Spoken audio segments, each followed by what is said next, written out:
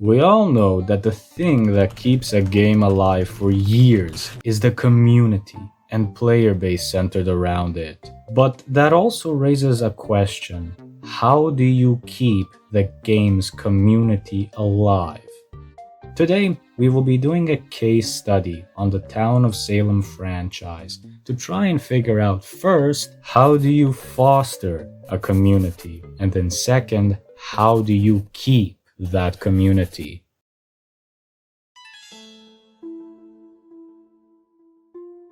While watching Cursed Judgment's video essay on the decline of PUBG, there is a very beautiful thing he said. And that is the fact that the skilled players need the bad players, while the casual players don't need the skilled ones at all.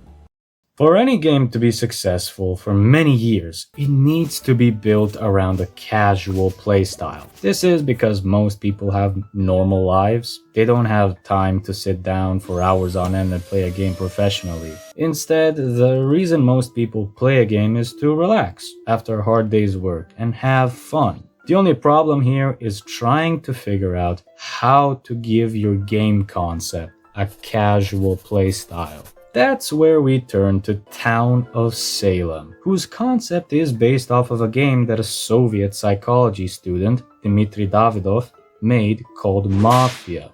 It's simple.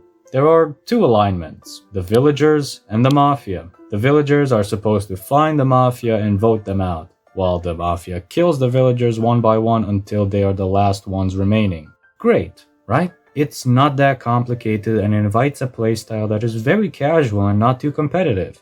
But this is not actually a real game. It's a psychology experiment between an uninformed majority against an informed minority.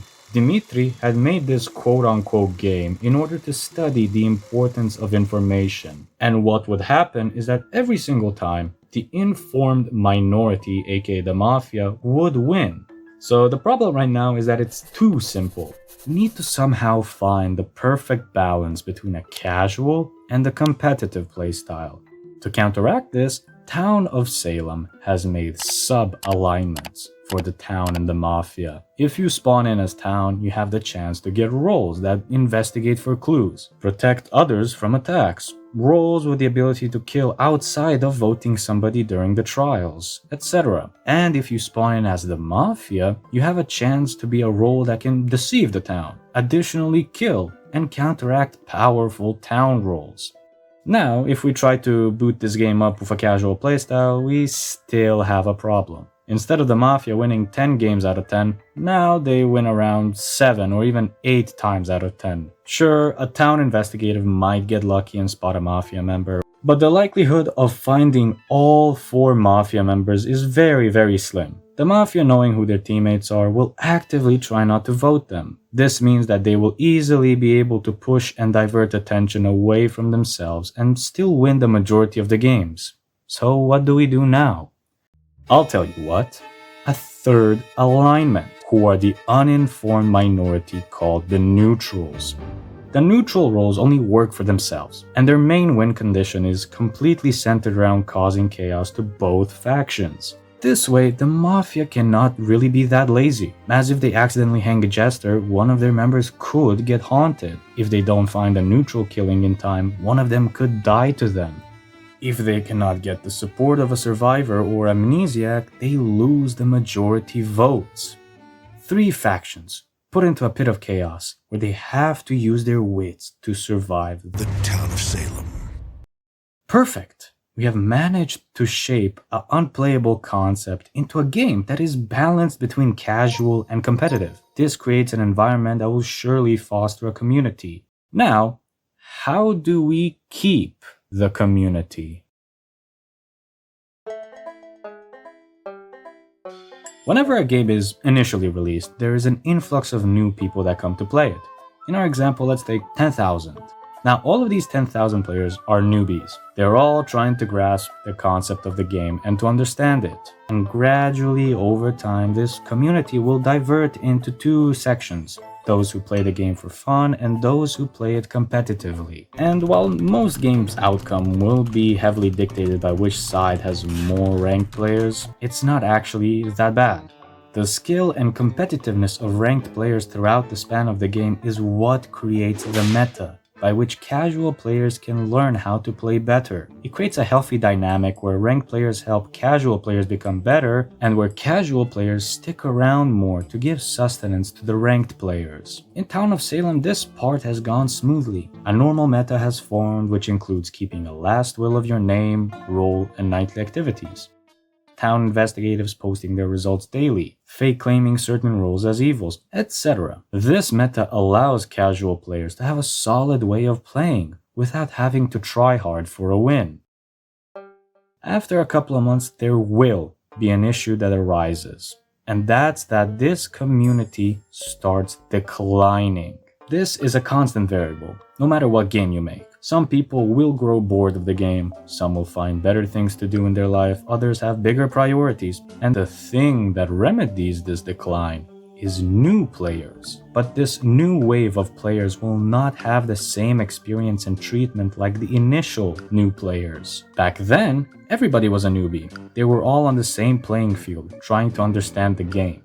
But now, these new players have to compete with players that already know all of the tactics and strategies. Simply by being a new player, you are considered dead weight to your team. Because in a game only about using your wits, there is nothing more important than the strategy. Our job now is to somehow successfully convert a new player into either a casual or ranked player. One game that does this the best is Team Fortress 2. Even after 12 years, it still has a thriving community. Say that you spawn in as a sniper, and you go into the battlefield next to the payload. What you'll find is that you die very, very fast. After seeing this, you're more inclined to stay back on the battlefield and use the high ground to your advantage. And immediately you start getting kills and turning the tides of the battle. This is called an instant feedback loop. In Team Fortress 2, you always respawn after you die. This means that once you make a mistake, you can immediately learn from it and build from it. This is one of the most efficient ways to help new players learn and transition into being a regular. But in Town of Salem, it's really not that straightforward, because you don't respawn. When you make a mistake as one role, there is no guarantee that you will roll it again for the next game in order to improve upon your mistake.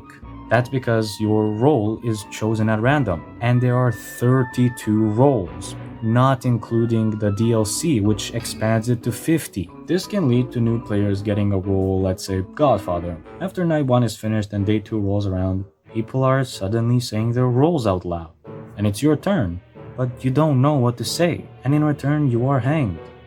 Okay, cool, so I'm meant to fake a role in order to pass suspicion. Next game, you get Investigator, and you use your ability in the night. Once chat rolls around, now you know you're meant to claim your role. But once you do, people start asking you for your information. You didn't know you were meant to keep track of your nightly activities, and yet again you're hanged. Alright, so claim a role and keep a will. Next game, they roll Serial Killer. Alright, day chat rolls around, you fake a sheriff claim, and you post your results. But the investigator investigated you and called you out for being fake due to the sheriff not being in their results. And yet again, you're hanged. This is a feedback loop that seriously harms a player's ability to play the game. It's too slow. They are constantly being punished without the ability to put out what they have learned. The players become discouraged from attempting further because the game appears to be too complicated. You have to know a whole Bible worth of strategies before you can even attempt to go into a game. In this case, how do we break this barrier? Well, whatever you do, don't do what the developers did and add a game mode specifically for newbies. On the surface, this might sound logical. Put the newbies in an environment where it's not that complicated and from where they can learn the game's mechanics, right? But if you remember, the thing that actually helps people become good in this type of game is witnessing the good plays made by good players.